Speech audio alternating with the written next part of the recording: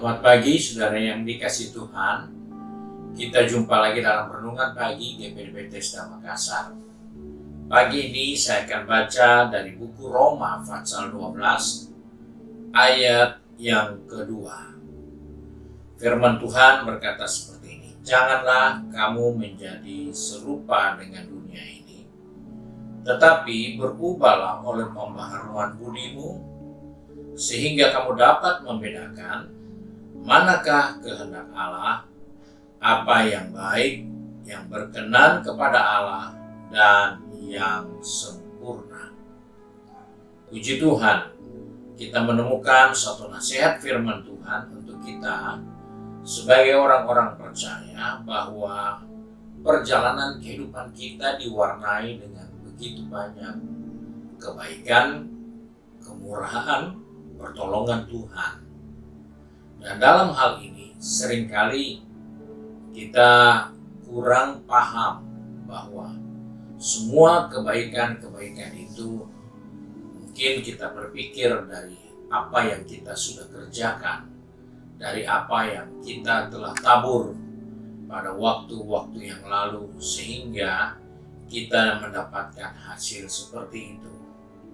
Namun dalam semua hal yang kita sudah capai itu, kita harus mengerti bahwa di dalam hal apapun kita harus mengerti apa yang menjadi kehendak Allah atas kehidupan kita.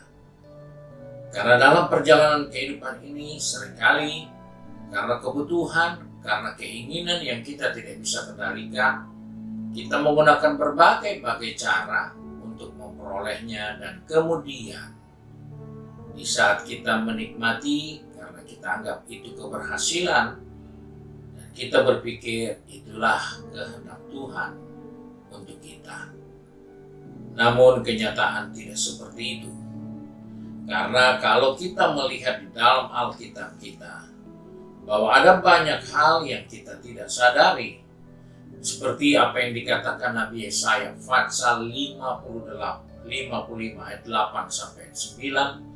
Di situ jelas dikatakan bahwa pikiran Tuhan tidak sama dengan pikiran kita. Jalan Tuhan tidak sama dengan jalan Tuhan. Sebagaimana tingginya langit dari bumi, demikian juga bedanya jalanmu daripada jalanku, pikiranmu dari pikiranku. Nah, hal inilah yang menjadi sebab kita harus belajar untuk memperbaiki budi pekerti kita tentang Tuhan.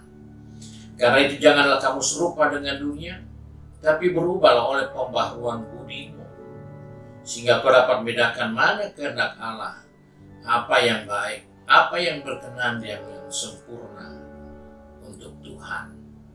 Dari semua hasil yang kita bisa raih, ternyata kalau disesuaikan dengan pikiran Tuhan, masih banyak lagi hal yang kita belum capai.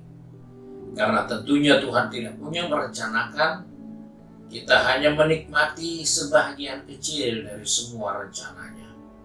Dia mengharapkan kita memperoleh semua janji-janjinya. Dan oleh sebab itu, untuk bisa meraih itu semua, yang harus berubah bukan Tuhan tetapi kita. Bahwa dalam perjalanan seringkali kita harus merubah hal yang kita perlu rubah supaya kita sejalan dengan kehendak rencana Allah. Seringkali kita tidak dapat merubah angin dalam hidup ini. Badai itu datang entah dari mana, tapi kita gak bisa merubah angin itu harus datang dari mana. Dia harus bertiup kemana, kita gak bisa rubah. Tapi yang kita bisa manfaatkan saat itu, yaitu merubah arah layar kita. Supaya angin yang ada itu bukan membawa kita kepada hal yang salah, tetapi dengan kita merubah arah layar kita, maka kita akan bisa mencapai tujuan kehendak Allah di dalamnya. Seringkali ada banyak hal yang kita rasa itu nyaman, ternyata itu bukan kehendak Allah. Kita harus rubah layar kita supaya kita mencapai yang benar-benar, yang kudus dan yang berkenan kepada Allah. Dan itulah yang sempurna. Dalam hal ini kita perlu belajar baca dari kebenaran firman Tuhan supaya kita tahu arah layar kita harus kemana. Karena banyak kali kita seringkali mengejar yang semua orang kejar, tetapi yang Tuhan sediakan adalah semua yang tidak pernah bisa dicapai oleh manusia. Sebagai bukti keberhasilan, suatu bukti kasih Tuhan yang menjawab dan menolong kehidupan kita. Apa yang terjadi dengan Ayub? Dalam Ayub pasal pertama, dia sudah cukup kaya. Bahkan menurut ukuran umum dia orang yang terkaya di daerah itu. Tetapi setelah Tuhan izinkan, dia harus diproses untuk membuktikan bahwa dia punya kapasitas untuk melihat berkat-berkat yang jauh dari apa yang sudah diakui awalnya dia orang terkaya di daerah itu. Alkitab mencatat, kemudian setelah melewati proses, dia menjadi kaya 2 kali lipat dari apa yang pernah diraihnya. Apa yang dikerjakan Ayub? Kita nggak melihat catatannya bisnisnya apa sampai dia bisa meraih 2 kali lipat.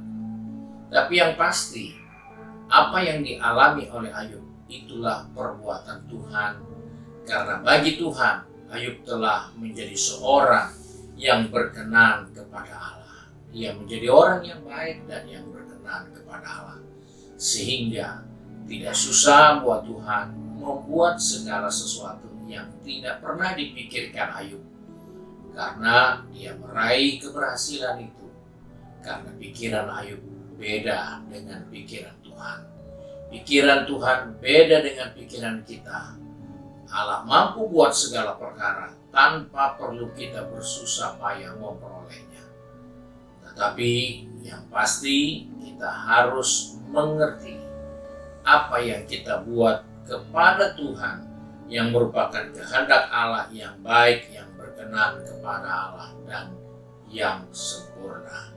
Kiranya Tuhan menolong kita untuk bisa mengarahkan layar kita ke arah yang tepat sehingga kita mencapai rencana dan kehendak Allah yang disiapkan bagi kehidupan kita di hari-hari yang akan datang ini.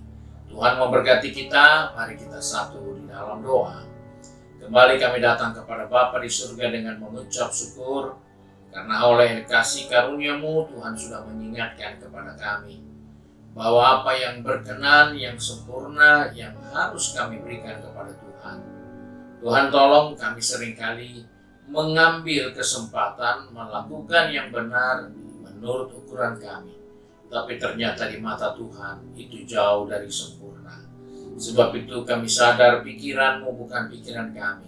Tuhan tolong kami supaya kami dapat merubah akal budi kami kepada arah yang jelas yang Tuhan inginkan.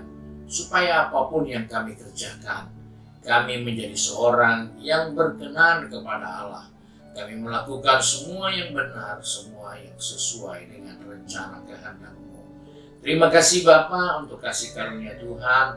Kembali Engkau menolong anak-anak-Mu yang sudah pergi bekerja, berbisnis, studi, dan juga sudah menggeliat dengan kegiatan di rumah tangga masing-masing. Agar kami tetap mengerti bahwa kami harus selalu berubah untuk mencapai kehendak dan rencana Allah, yaitu kami merubah segala hal yang kami anggap baik.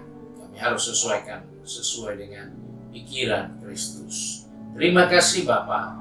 Kami bersyukur, berdoa di dalam berkat nama Tuhan Yesus Kristus. Haleluya. Amin. Puji Tuhan, Tuhan Yesus memberkati kita dan selamat pagi.